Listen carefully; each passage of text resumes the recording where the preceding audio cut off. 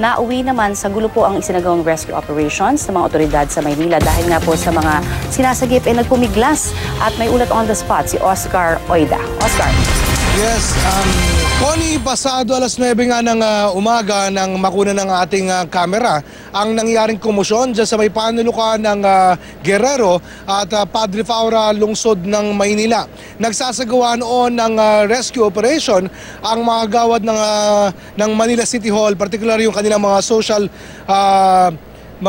workers at nirescue nila yung supposedly mga palaboy sa kalsada nang pumalag itong mga nire-rescue nila ayon sa DSWD ay lubang mapanganib itong pagtulog sa mga kalsada bukod sa marumi. Ito ay nandyan pa yung mga peligro na dulot ng mga masasakyang dumadaan dyan sa mga kalsada, pero nagmatigas yung mga nire-rescue nila, Connie, at nga nila ay taga-roon daw sila sa lugar at nagkataon lang na nasunugan sila kamakailan kaya wala sila mga masilungan, kaya nakikisilong sila dun sa ilang mga establishmento dyan sa area.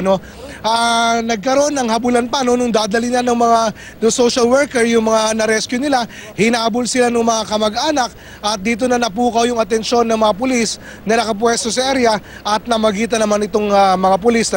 Ang ending nito, Connie, nadala pa rin ng mga social worker yung mga ni-rescue nila sa youth center ng Manila, kung saan ay biberipikahin nila yung pagkakilala ng mga ito, isasailalim nila sa medical examination para matiyak na sa ayos yung kalusugan ng mga ni-rescue nila bago nila ibabalik dun sa lugar nila kung saan ba sila talaga nakatira. Connie?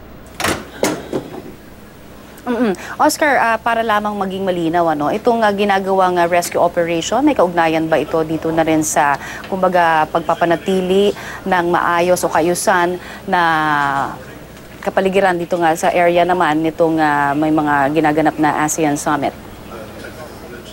Yes, Connie, ayun nga, wala rong kinalaman ito dun sa isinasagawang ASEAN Summit.